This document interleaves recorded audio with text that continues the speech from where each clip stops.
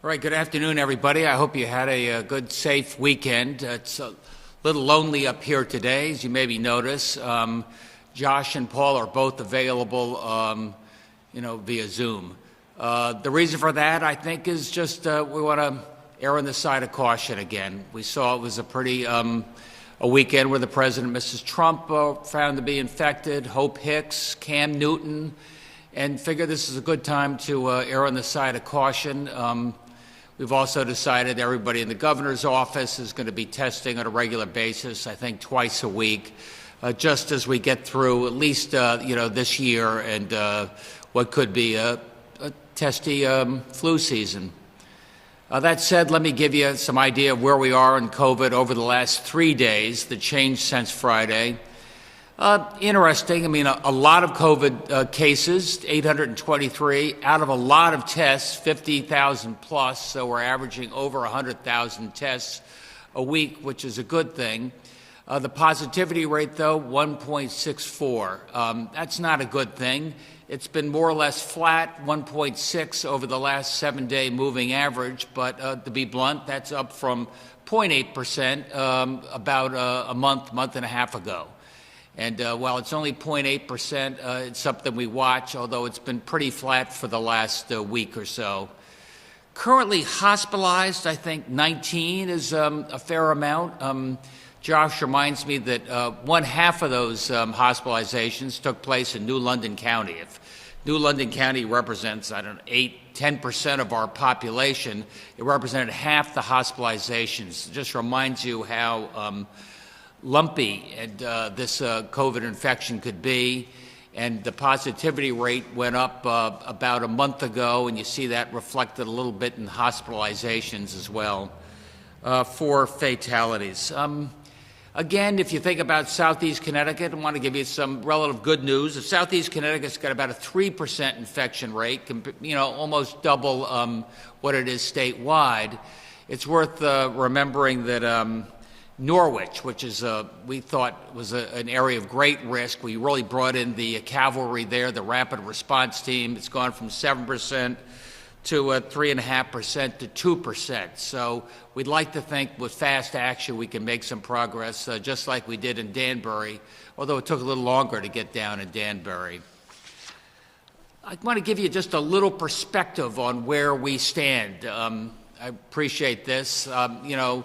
There's some states like South Dakota, Wisconsin, Idaho, Iowa, that are in, 15 to 24%, much higher, and they all spiked up in the last few weeks. The lowest states in the country continue to be, or are again, at least in the Northeast, Connecticut, New Hampshire, New York, Massachusetts, Vermont, Maine.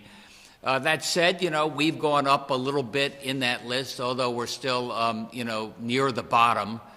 The numbers are interesting. Remember New York and Massachusetts. That looks, pretty good, 1.31%.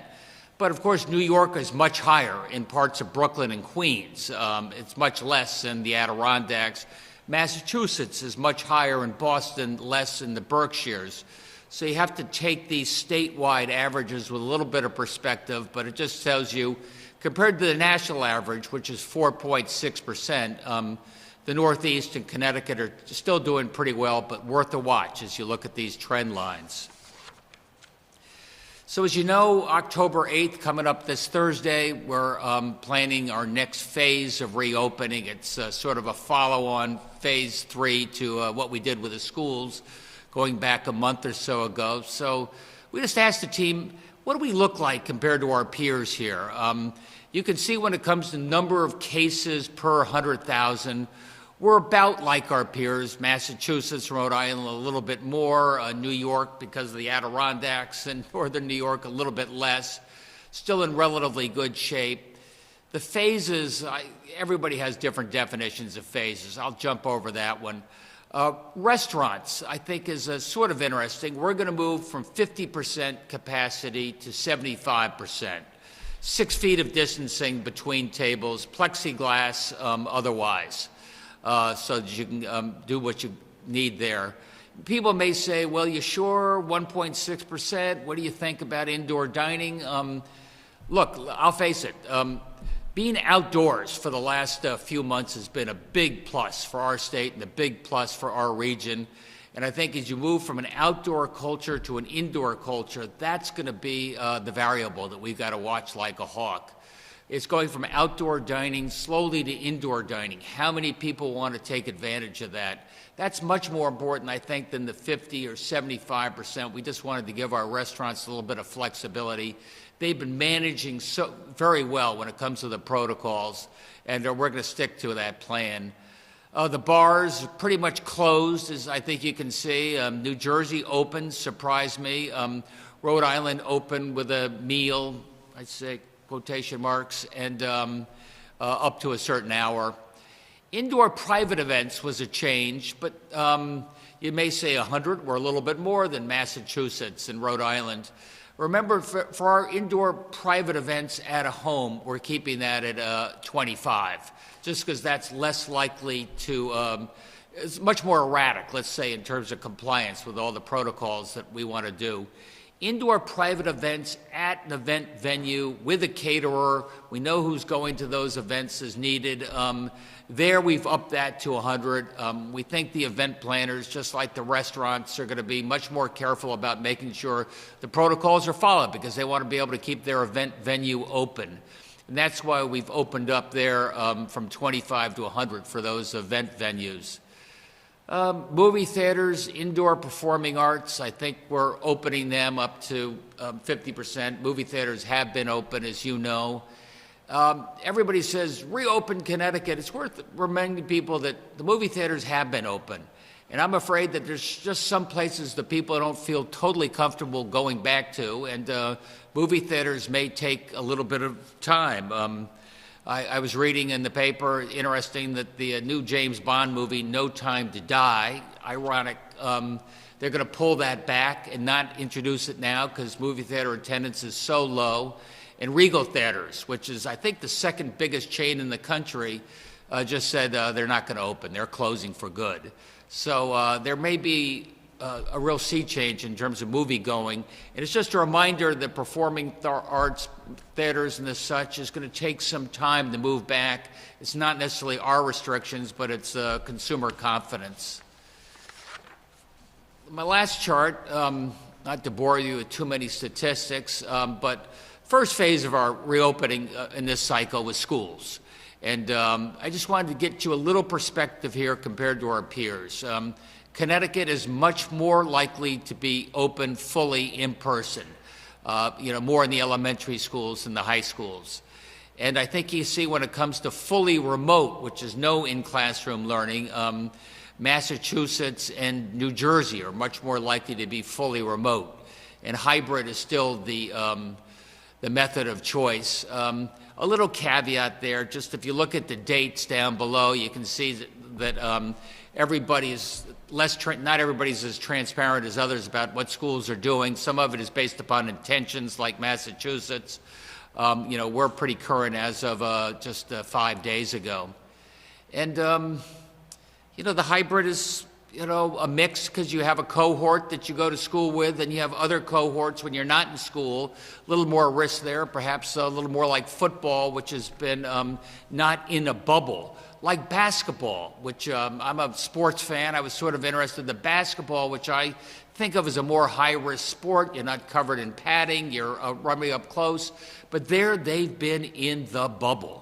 And it looks like the basketball season will be completed this week. It's more like fully in person, where you stay with your cohort and don't mix with other cohorts, over the course of the season. And baseball, I see, for the finals of, pre-World Series and then World Series is going to be in that cohort bubble as well, just because it's a safer way to go.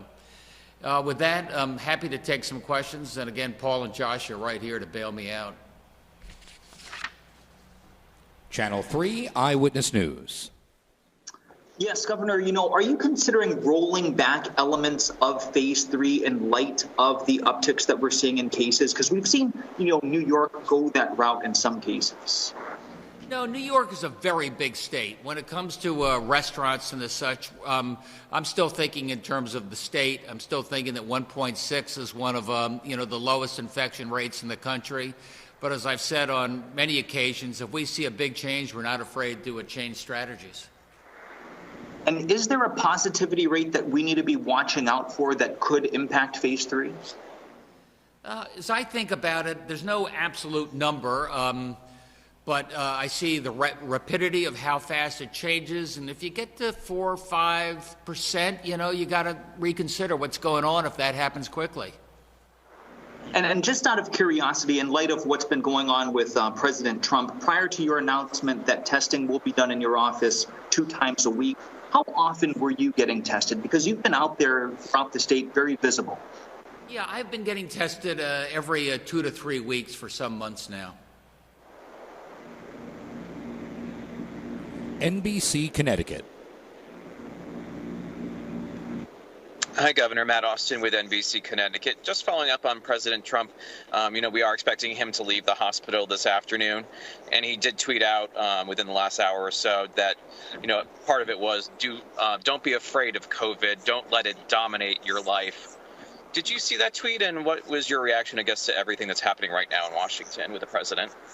Yeah, Max mentioned that tweet to me. I think it's totally inappropriate. This is the exact wrong time to relax your guard. I wish the president was not making light, especially given the fact that he at his age was afflicted. Thank God it was not more serious, and I wish him all the very best when he comes out. But for a lot of people my age, his age, and older, it's been very serious. So this is no time for us to relax. I know you're talking a little bit about southeastern Connecticut with Norwich. We've seen upticks there and also in Waterbury. Has there been any thought about basically rolling back some of the restrictions in those areas that are seeing upticks? Well, obviously not rolling back restrictions, but keeping those restrictions in place. I mean, Norwich, I'm told, is going to go distance remote learning for a while, until the infection rate stays lower for a weekly average. And I think that probably makes sense. Danbury did the same thing by not even opening on time because they wanted to wait and err on the side of caution. Thanks, Matt. News 8. Good afternoon. Governor, can you give us an idea of what it's like in between, say, in this case, phase 2 and phase 3? How much maybe things have gone back and forth, even if in your own mind, in terms of reopening this, not reopening that, the percentage of people? Does it shift almost day to day? Well, our planning and our reopening strategy certainly does not shift day to day. We started on this path back on May 20th, and here we are now in early October. I look around other states. I get informed by that. It's in part why I shared some of the graphs we have today. I think about restaurants. I see they have not been the accelerant that we think bars have been, for example, as we look around the state, especially in and around college towns. So I'm trying to, we got to stay flexible. If things change, we're going to be able to change, like I mentioned, Norwich and Danbury, but also try and give people a sense of what they can plan for going forward. We always knew October, November were going to be, dicier months, given the change of weather, given flu season and the such. So we'd be ready to make a change, but right now we're sticking to our plan. With respect to moving up the amount of times that you and coworkers will be tested now to up to 2 times a week, was that something that others came to you about, especially after the president said, can we do this, or is that something that's pretty much, right away that clicked in your mind that we need to do this more often? Look, it certainly clicked in my mind. I mean, nobody has been in, he tests an awful lot, the president. He claims to be a germaphobe.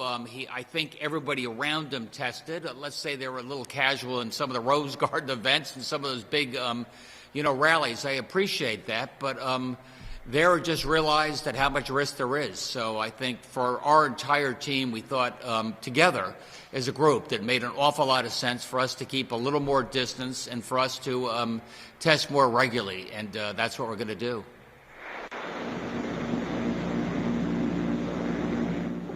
Fox 61.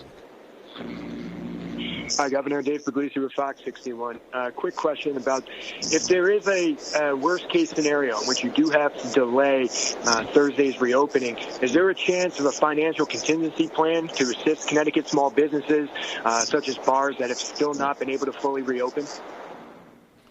Well, the best financial contingency plan we can offer is what we've already announced a week or two ago called shared work, where rather than lay off people, keep them on even if it's on a part-time basis, and we will provide unemployment support for them for the rest of the time. In addition, we've got some small business loans that Commissioner David Lehman will be announcing in the next day or so as well. We've obviously got our non-eviction and rent relief plan that we rolled out over the last few days. And I'm still really hopeful that the U.S. Senate and the House of Representatives will get their act together and come up with some sort of a compromise that allows every state in the country to make plans, at least for the next 6 months of this fiscal year.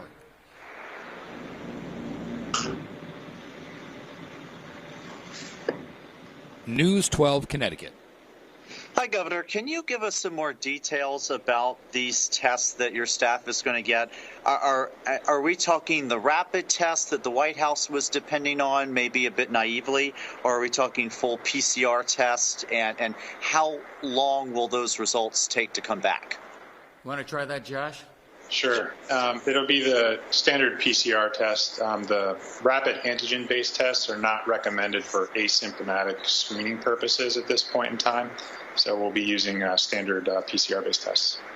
And who all is going to get tested? Are we just talking about the people in the inner circle like you guys, or how far out is that net going to be cast? It's just going to be Governor's senior staff, people in regular contact with him, his state police detail, his family. And let me add one point as well. We've been taking great precautions to keep not only the governor safe, the First Lady, Lieutenant Governor, but also our staff as the various protocols. This was a good opportunity for us to enhance those protocols, understanding we're going into the fall months and the recent developments that have occurred not only locally but nationally as well. All right, thanks, guys. WTIC 1080 News.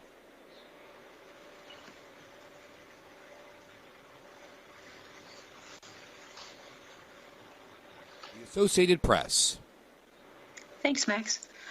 Good afternoon, everyone.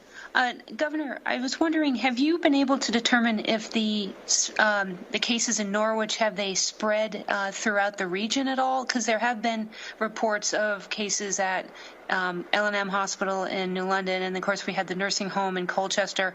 Or have you noticed that it's been pretty much this one outbreak, if you want to call it, is limited to Norwich? No, Sue. I mean, I think we've determined so far that the outbreak at the nursing home did result in some community spread, did result in some additional infections in Bacchus Hospital, and did result in at least one person interconnecting with the Colchester nursing home, which resulted in many infections there as well. So it reminds you, it's like a California wildfire. It can move pretty fast. How did it go with the testing over the weekend, and do you have plans to try to ramp it up? I know there's talk of having a big testing site at Dodd Stadium. Well, they did a lot of testing in Norwich, if that's what you're talking about. Max pointed out to me that at in around Bacchus Hospital there were lines of people waiting to get tested. If people were ever a little casual about testing, casual about mass, no longer, certainly not in that part of the state, not anywhere across Connecticut, I really hope. I can't tell you about Dodd Center or other places. Yeah, I could just add, our rapid response team swung into action last week, and I'd really like to, tip our collective hats to the group involved. Certainly our local elected officials down there, local health departments, faith-based community, and then all of our testing partners. So Yale New Haven Health, Hartford Health, the federally qualified health centers in that area, Semaphore. We performed over 3,000 tests in southeast Connecticut last weekend, not just in Norwich, but also in London, Groton, some other sites down there. So a real strong surge of testing over the weekend. So far, the test results that have been returned are about 3.3% positive. So as the governor alluded to earlier, about half of what we were seeing last week. But again, as you test a lot more, you would expect to see that positivity rate go down. That's the dynamic we hope to see, and we'll keep at it until we're comfortable that we have nipped this in the bud. Still a ways to go before we think we're out of the woods yet in southeastern Connecticut. When you say southeastern Connecticut, are you counting New London County or? Okay. Correct. And I was curious, too, where do things stand in terms of distribution of a vaccine if and when we get one? There was talk on a public forum today with the legislature about trying to prioritize nursing home residents for any vaccine that may be coming out. Well, I'll start. I can tell you that Deirdre and Reg, who are co-chairing our vaccination committee task force, are going to announce the group there, I think, later this week and probably have their first meeting. So we'll be rolling out the priorities in terms of who gets the vaccine, within a few weeks thereafter. Is that about right, Josh? That's correct. Great. Thanks a lot. Connecticut Public Media. WTIC 1080 News. Hi, sorry about fumbling the button here. Wanted to ask, is there sorry, I just got nervous for some reason because my microphone thing. Things don't look great. You have 1.6%. It could get a lot worse, but you're saying phase 3 is on. What do you say to people who see maybe a contradiction there a little bit? That 1.6% is still one of the lowest in the country, that we don't see restaurants as a big accelerant in terms of the contagion looking around the rest of the country. We think that, churches, we can keep the social distance there, and we can change course if we saw the metrics required it. Indra said probably in March or April that shutting down after opening up would be the worst case scenario. Does that still stand for the group? Not for me. I got to tell you, back when we opened May 20th, I thought it'd be a body blow to our confidence if we opened everything too early and then you had to have a U-turn and come back. I think we found that we can reopen. We can reopen safely. We got 95% of our economy open now. Now we're going to 99% of our economy. So if we have to make some fine-tuning, if circumstances change, I think we can handle that, and I think our economy will keep going forward. Thank you.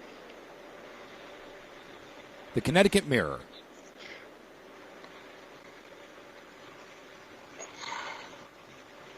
Okay, am I unmuted now? Yeah.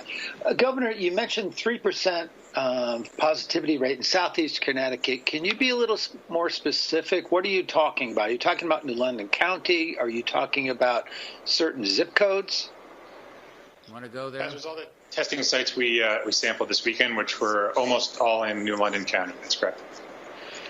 Governor Cuomo, at his briefing today, did two numbers. He did a statewide positivity rate, and then they put out positivity rates for hotspots identified by zip code. How do you guys monitor that data when it comes in? Is it by zip? Is it by municipality?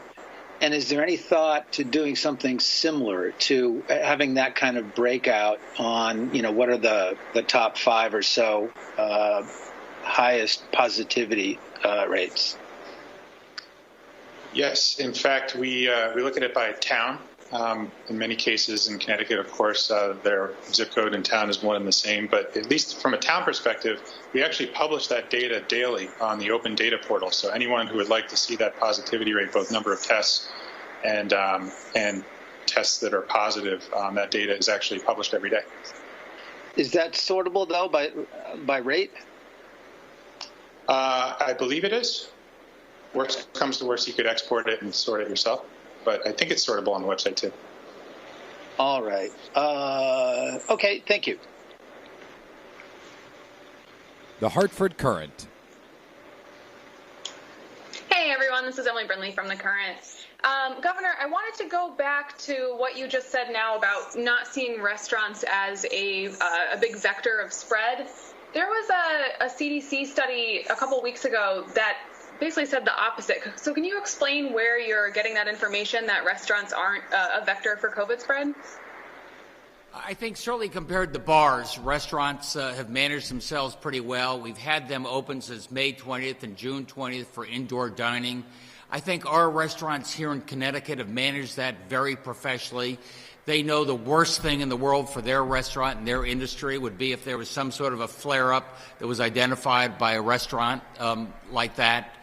I know from other governors and even those from some of the infected states, they feel like restaurants were not the accelerant, for example, that bars were.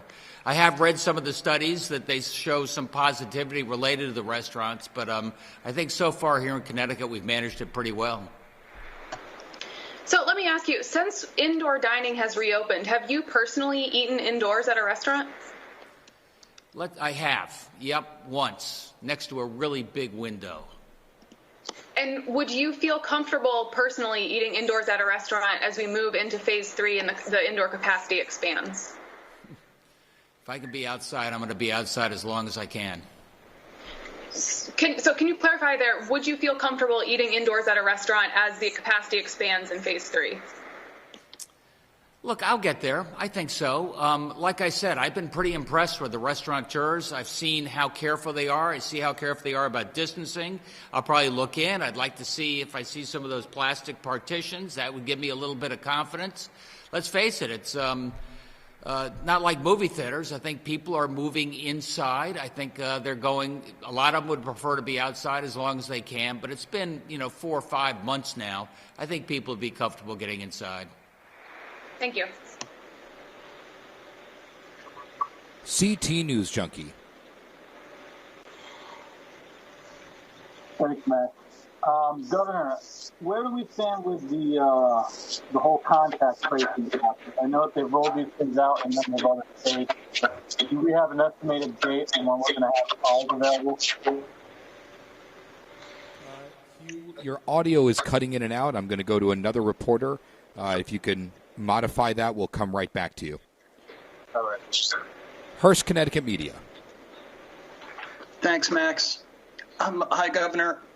Would you like to comment on the president's reported infection and hospitalization turning into a campaign event yesterday with his little victory lap and his armored vehicle around the hospital? Well, just don't take this lightly. I think we want our leaders. I try and take this seriously and lead by example with some failings. I'd like to think that the president, those around them, can do the same thing. Put the politics aside. I think the politics will take care of itself. I'm glad that he, when he said he was infected and had the test, he said it. I'm glad he went to the hospital if his doctors thought he had to go to the hospital. And I don't want him to leave prematurely for political reasons. I want the president to stay safe. And on another subject, Governor, Mark Ojakian I sent a letter today. He thinks that the state university system needs about $69 million. Have you talked to him about that, and what's your initial thoughts about that?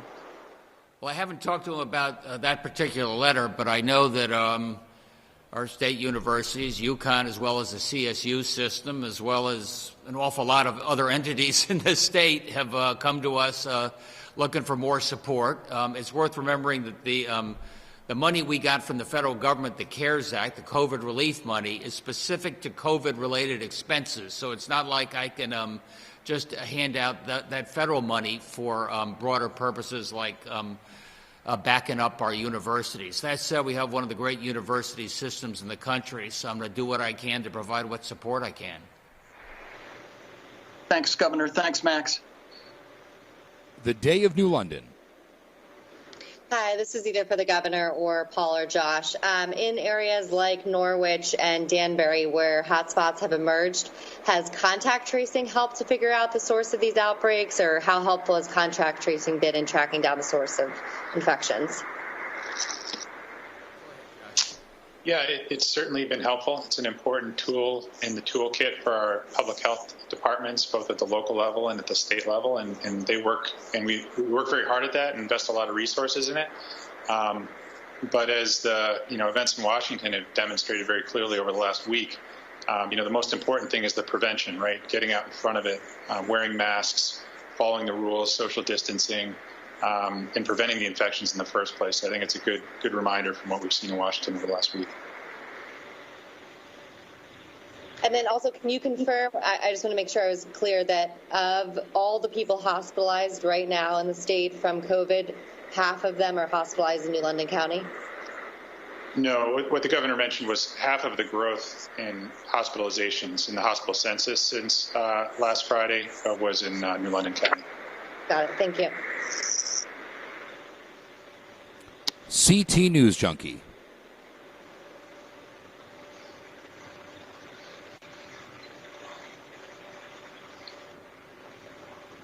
The Waterbury Republican American.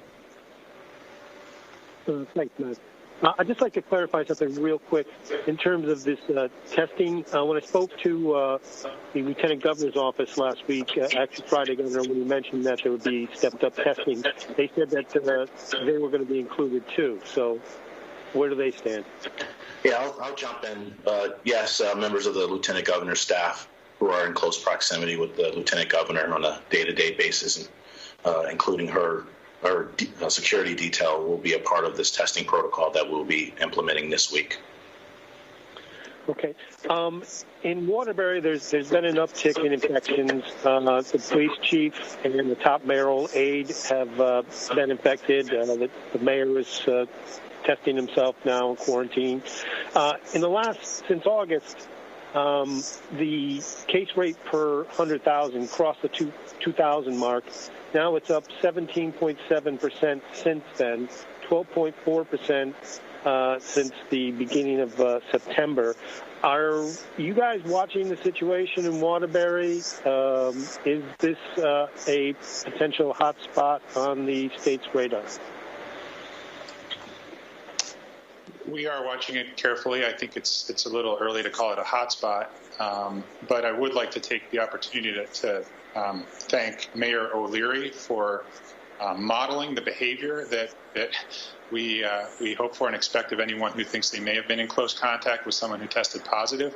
Again, this is another failure we're seeing in Washington, where people who have had close contact are not quarantining for the recommended 14 days to help prevent the spread and protect others that they work with or live with. And so we appreciate Mayor O'Leary, as always, setting the right example. And Josh, in what ways are you monitoring the situation in Waterbury? We're watching the metrics every day. We're in constant contact, DPH, with the local health departments there. So we have constant dialogue going with all of our local health partners. Okay. So and Governor, if this vaccination study committee is going to be meeting this week, exactly when? I mean, it's Monday. They're going to come out with an announcement of the members and then meet this week. So why not just tell us the day? I think the day's Thursday. More importantly, you're not going to see a vaccine for the near term. What we wanted to do is by October 16th, I think it is, get down to the CDC and the White House our thoughts about how the vaccine should be distributed, what are the priority populations, how we think it'll be the most effective. And that's what they've asked us to do, and that's what we'll do on time. Okay. And I'd just like to clarify one thing on the deck that you guys put out today. It said Connecticut's positivity rate's 1.6%, and that's a 7-day rolling average. I've been looking up on stuff online, and what I see is 1.1%. So. Yeah, if you go back to last week, we had some catch-up data from some of the university test results that dated back beyond the prior week. some of the national websites have not properly normalized for that, which is what you're seeing. Okay, thank you very much. CT News Junkie. Thanks, Max. Can you hear me now? Yes. Okay, awesome. Sorry about that. Governor, what is the status? How are we looking with the rollout of the contact tracing app you guys were talking about a couple weeks ago? I know that they've rolled those things out in a number of other states. Do we have a date?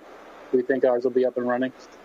I think probably by the end of this month. I know that our team has been in contact with both New York and New Jersey because we're doing this alongside of them, as well as with the app people themselves. And we'll learn by example from some of the other states. I think it's just one more tool. Look, I got to tell you, the results around the country are conditioned upon people wanting to opt in and use it. If you don't opt in and use the app, it's not very effective. In some states, it's been more effective than others. Yeah, I imagine one of the concerns there is privacy. Do you have any plan to address people's sort of concern that they're giving up their privacy by opting in? Well, I can start. I mean, I urge you to opt in. I think it makes you safer. It makes those around you safer, but that's at your option. And secondly, any data about your positivity is totally anonymized, meaning it's anonymous. Those names do not go anywhere, and I think that's very important. There's no database on any of this that can be used. Okay, and just what's the turnaround time on the type of test you guys are going to be using every 2 weeks on you and your staff? I think it's 24 hours. Okay. Yeah, it's 24 hours or less, which is about the same as the vast majority of the testing going on in the state right now. Awesome. All right, thanks again. Sorry about the audio issue earlier. All right, that's the signal. I just wanted to share with you this picture. There's an old phrase, you've got to stop and smell the roses, especially during a particularly hectic time. And that has different meanings in different contexts. Our universities have done an extraordinary job of tamping down the virus and limiting its spread. Sacred Heart's been hit a little bit. I think there the president's done an amazing job. Some of the students who weren't following the protocols have been asked to leave. Those that have done a very good job are getting gift certificates. You can have a PCR test. And another way early detection is scent. If you lose your sense of smell, that may be an indication of an infection. So when it comes to stopping and smelling the roses, Sacred Heart has put up these scent tents around the campus as you go into different classes. And you walk in, as long as you can smell the roses, you're probably doing okay for now. It's not a bad message. Thanks, everybody.